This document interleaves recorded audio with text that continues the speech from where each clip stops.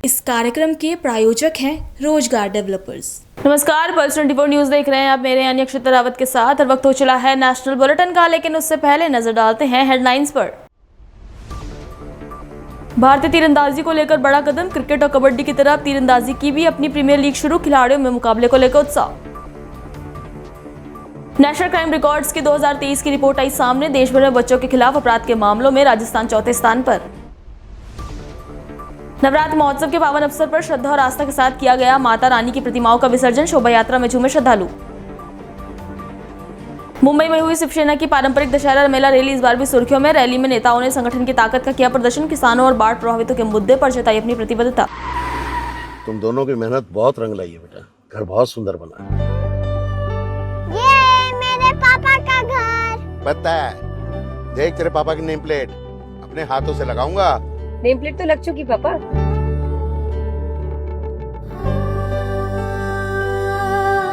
असल मेहनत तो आपने की पापा, मुझे इस काबिल बनाने के लिए। वो जिंदगी भर किराए के मकान में रहे, लेकिन तो आज ये घर मेरा नहीं, ये है मेरे पापा का घर।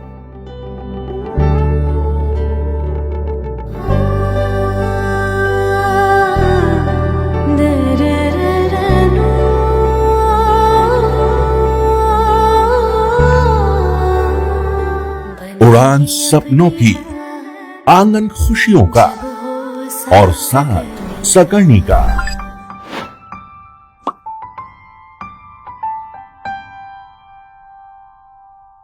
60 वर्षों से आपके साथ मनोरंजन और संस्कार का संगम, जानवी मैगजीन। चलिए अब देखते हैं खबरें विस्तार से। भारतीय तीरंदाजी को लेकर बड़ा कदम उठाया गया है। क्रिकेट और कबड्डी की तरह तीरंदाजी की भी अपनी प्रीमियर लीग शुरू हो चुकी है। आर्चरी प्रीमियर लीग 2025 की शुरुआत के साथ ही खिलाड़ियों में उत्साह साफ दिख रहा है। आर्चरी प्रीमियर लीग 2025 का आगाज खिलाड़ियों और दर्शकों दोनों के लिए ही रोमांचक साबित हो रहा है। पहले ही मुकाबले में भारत की स्टार तीरंदाज दीपिका कुमारी ने जीत दर्ज की। दीपिका का कहना है कि इस लीग का इंतजार लंबे समय से था और अब इसे खेल कर वो बेहद ही उत्साहित है। आई वाज होपिंग, क्योंकि एक तो क्रिकेट आ चुका था, उसके बाद कबड्डी आ चुका था एंड कबड्डी बहुत अच्छा सक्सेस किया था उन्होंने। एंड मैं सोच रही थी कि हमारा लीग कब आएगा। सो फाइनली लीग आ गया और मैं खेल रही हूँ। पहला मैच में जीत भी चुकी हूँ। सो मैं बहुत एक्साइटेड हूँ और हम बहुत खुश हैं कि स्पेशली इसलिए कि फॉरेन प्लेयर्स आए और हमारे साथ वो खेल रहे हैं और वो भी इंटरेस्टेड हैं। बिकॉज ब्रेडी जो मेरी टीम में है वो खुद ही बोल रहे थे कि अगर इंडिया में कभी लीग होगा तो प्लीज़ मुझे बुलाना, मैं खेलूँगा। सो सब बहुत एक्साइटेड हैं हमारे साथ टीम अप करके खेलने के लिए और आर्चरी को आगे बढ़ाने के लिए। ये फॉर्मेट आप कैसे देखती है? Team format, match after match? बहुत अलग है, बहुत फास्ट है, बट अच्छा भी है और इंटरेस्टिंग है थोड़ा। बिकॉज आपके पास सोचने का टाइम नहीं है, क्योंकि पर 15 सेकेंड्स ही मिले हैं। कंपाउंड को थोड़ा ज़्यादा टाइम चाहिए, बट वो बहुत अच्छे से मैनेज कर रहे हैं। एंड आपके पास टाइम ही नहीं है सोचने के लिए, आपको जाना है, शूट करना है, वापस आना है, दैट्स इट। और एक ये चीज़ पूछना था, आपने कंपाउंड का कुछ बात किया, हमारे रिकव में इंडिया काफ़ी सारे ओलंपिक्स में रिप्रेजेंट किया है। अब आपसे अब अकेले में, आप लोग अकेले नहीं होंगे, रिकव वालों कंपनी दिल्ली के कंपाउंड भी है अकेले में, उसका आप कैसे देखते हैं? क्योंकि हमारी Asian performance, world cup performance in compound बहुत अच्छे रहे हैं, तो उस हिसाब से आप कैसे देख रही हैं कि अब रिकव के साथ साथ एक कंपाउंड भी आपको एक मेडल की दावेदारी पेश करेगा भारत के लिए? बिल्कुल, हमारा एक मेडल और बढ़ गया और हमारे सपोर्टर्स भी बढ़ गए हैं। नेक्स्ट क्वालिफिकेशन में देखना है कि नेक्स्ट कितने लोग क्वालिफाई करते हैं, बिकॉज उससे पहले क्वालिफिकेशन है, क्वालिफाई करना। बट एक बहुत अच्छी चीज़ हुई कि कंपाउंड ओलंपिक में आ गए हैं और हम पार्टिसिपेट करेंगे। एक मेडल टेडी बढ़ गया है एंड जो आने वाली जनरेशन है उनको एक नया होप भी मिल गया है और जो कंपाउंड में थे उनको भी एक नया होप मिला है।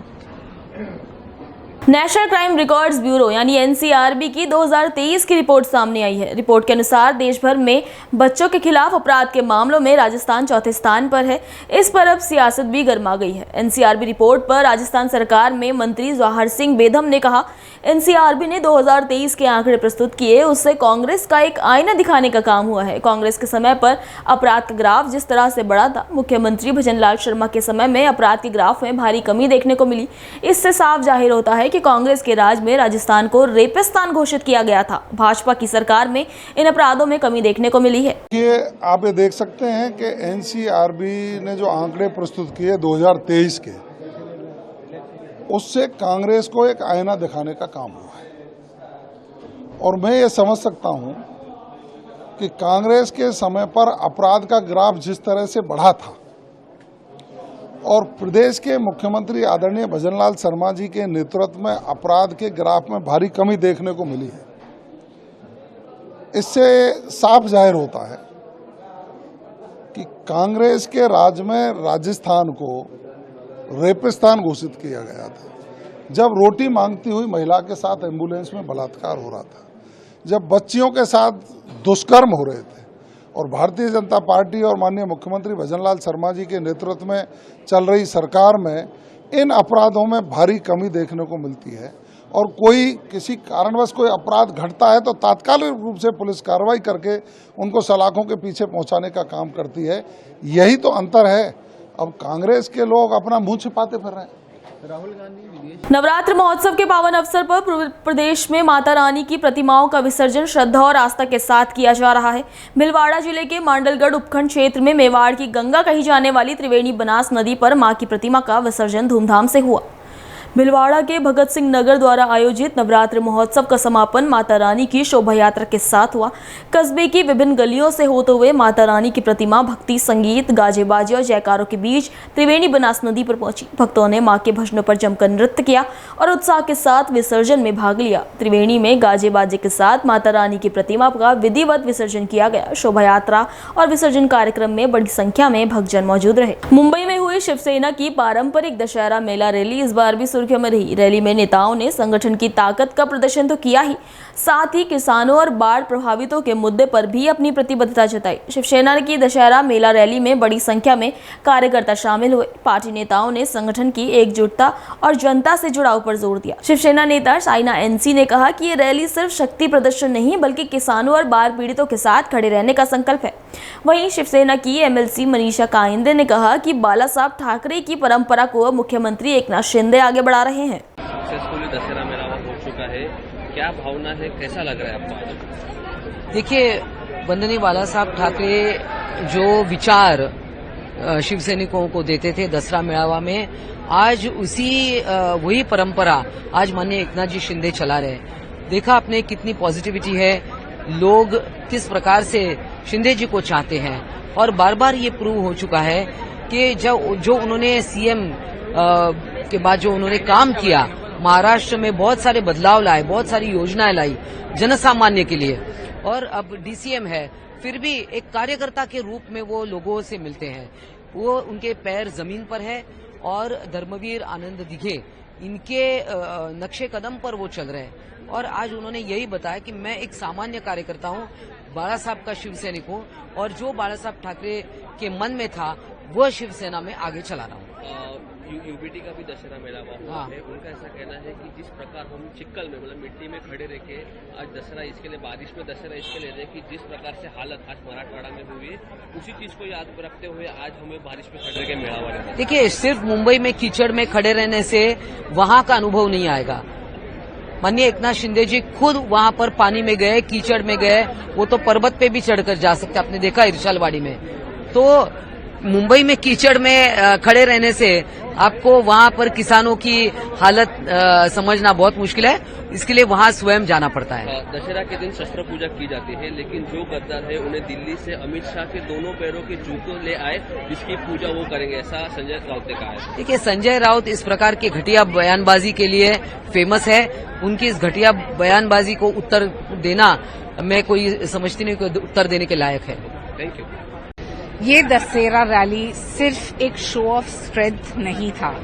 हमारे कार्यकर्ता जिस तादाद में यहाँ आए, जो ऊर्जा आदरणीय एकनाथ जी शिंदे ने एक एक कार्यकर्ता को दिया, और एक संदेश कि जब भी कोई आपत्ति होती है तो शिवसेना खड़ी है, और खड़ी है आज हमारे कृषि क्षेत्र के किसानों के साथ, साथ साथ फ्लड विक्टिम्स के साथ। और जो यहाँ से वैन्स गए हैं भर भर के सामान, ये तो शुरुआत है। अब आप देखते जाइए कि पूरे प्रदेश में कैसे शिव सैनिक मौजूद रहेंगे और ये दशहरा यही संकल्पना लेके कि हम हमारे भाई और बहन जो वो मराठवाड़ा में हो या विदर्भ में जिनको बारिश की वजह से बहुत आपत्ति हुई है, वहाँ शिव सैनिक खड़ी है। तो मुझे लगता है यही है हमारा संदेश इस दशहरा। जो यूपीडी के लीडर्स है उनका ऐसा कहना है कि जिस प्रकार से मराठवाड़ा में आज बारिश हुई उसी बारिश को याद रखते हुए आज हमारा जो मेड़ावा है हम लोग बारिश में खड़े रह के बना रहे हैं। देखिए, उबाटा सेना जो है बड़बड़ करते रहती है। संजय राउत का जो बयान रहा कीचड़ को लेके, शायद उसको वो भूल चुके हैं कि ये भारत की धरती है, ये हमारी भूमि है।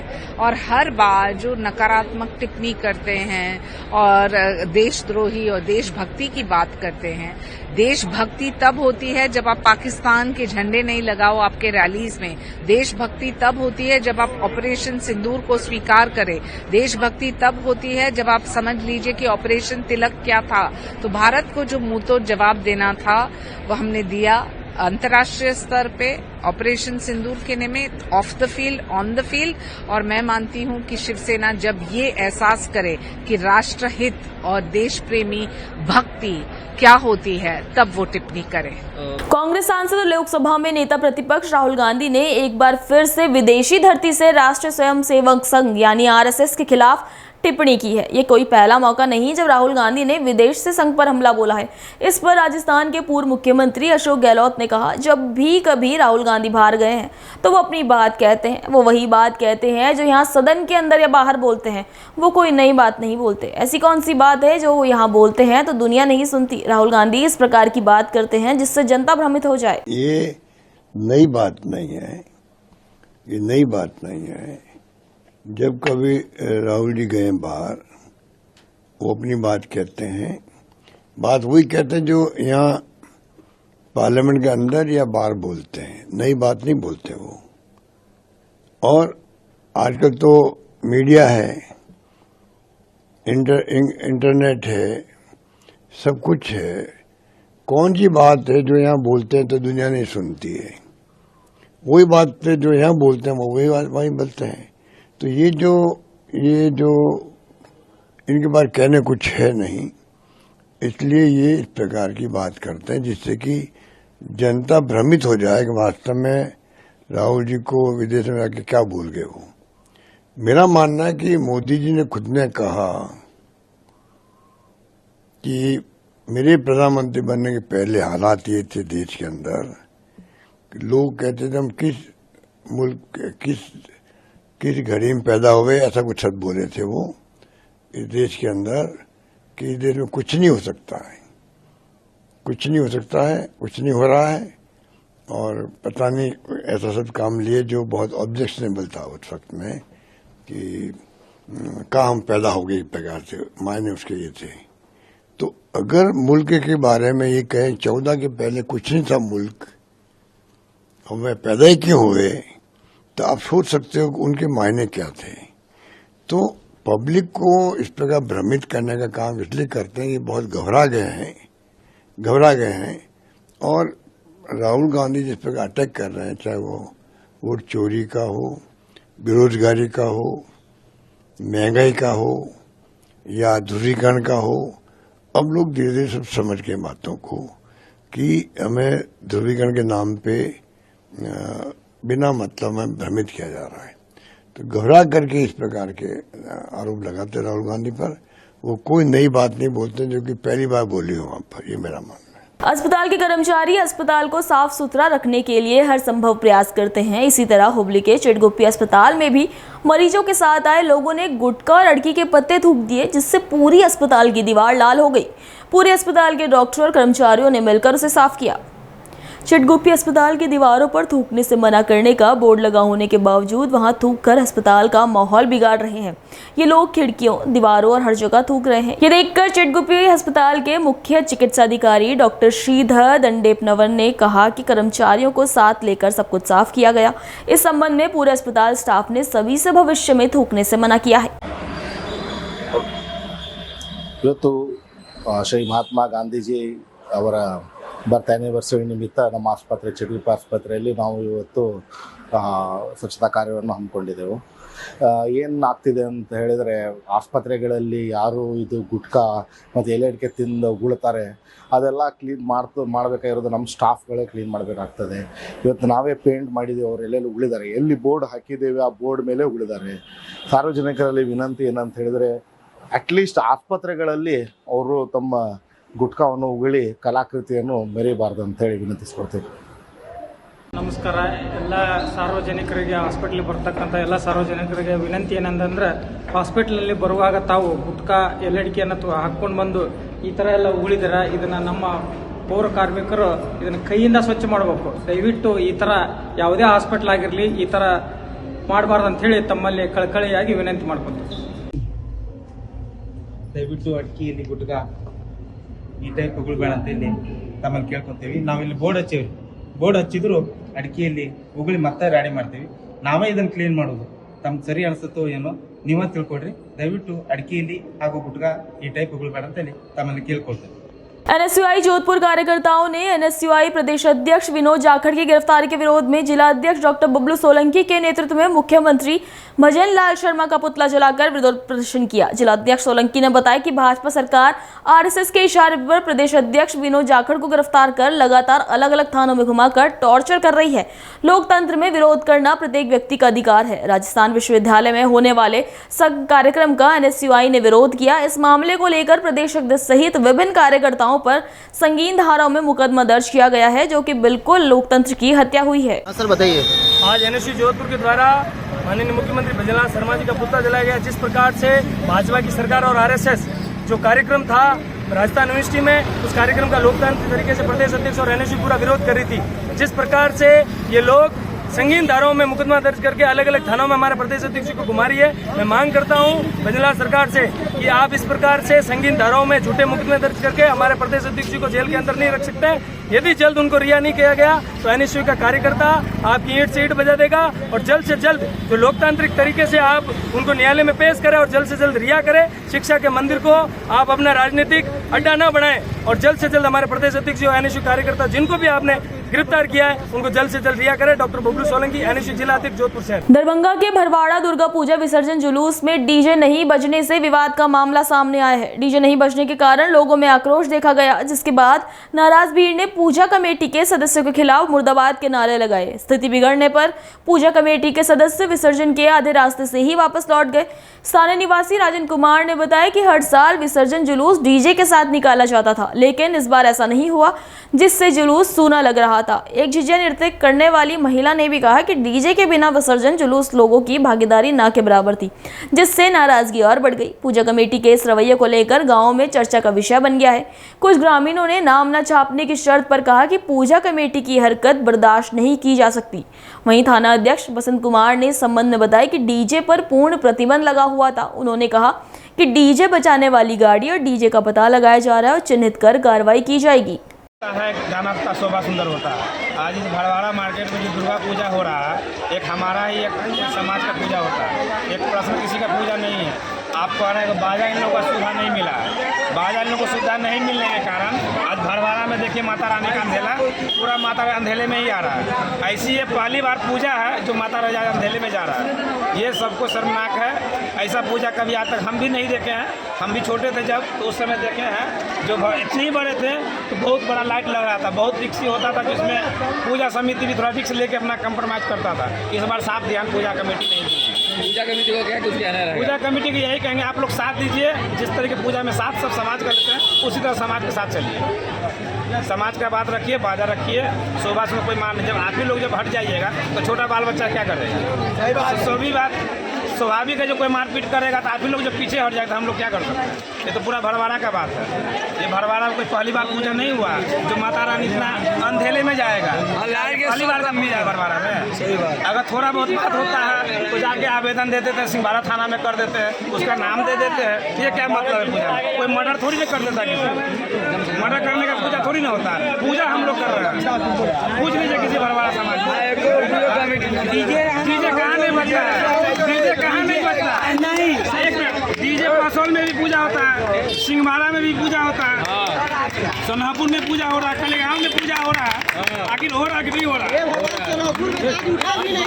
नहीं पूजा होता है बताइए।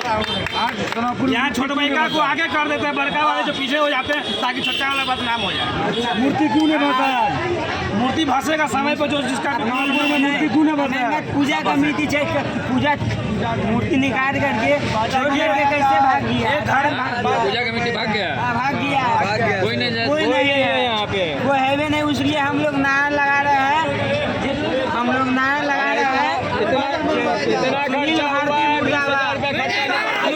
सुनील भारती मुर्दाबाद,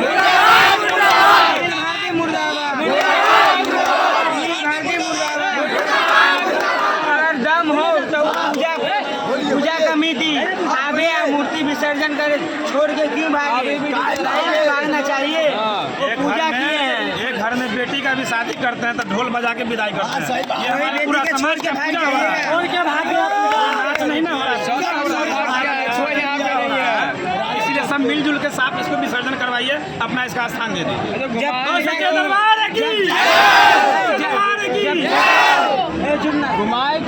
पूजा किए वो लोग पूजा किए तो मूर्ति छोड़ के क्यों भाग गए? गाना छोड़ के भागना चाहिए। अरे हर साल धूमधाम से होता था, इस बार काहे नहीं हुआ है? हर साल धूमधाम से होता था माता रानी का। हर एक साल तक वो छोड़ के नहीं भाग रहे थे। मार हो जाएगा तो प्रशासन किस लिए कर यहाँ पे?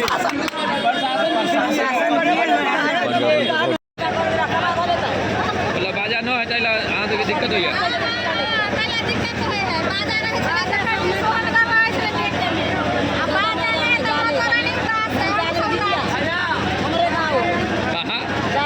जाले में तो वहाँ बाजा है, तो पूजा कमेटी के की कहला चाहे थी यहाँ से बाजा न मूर्ति छोड़ के भागे हुए सब। हाँ तो की कहला चाहे थी?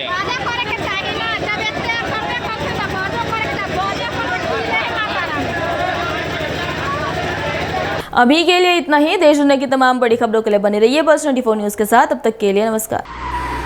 तुम दोनों की मेहनत बहुत रंग लाई है बेटा, घर बहुत सुंदर बना है। ये मेरे पापा का घर। पता है, देख तेरे पापा की नेम प्लेट अपने हाथों से लगाऊंगा। नेम प्लेट तो लग चुकी पापा।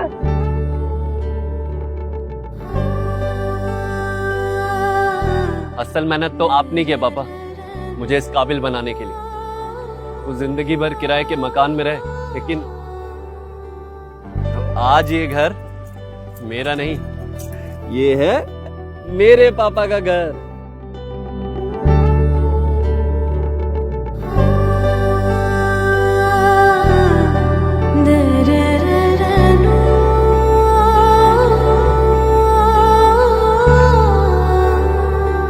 उड़ान सपनों की, आंगन खुशियों का और साथ सकर्णी का।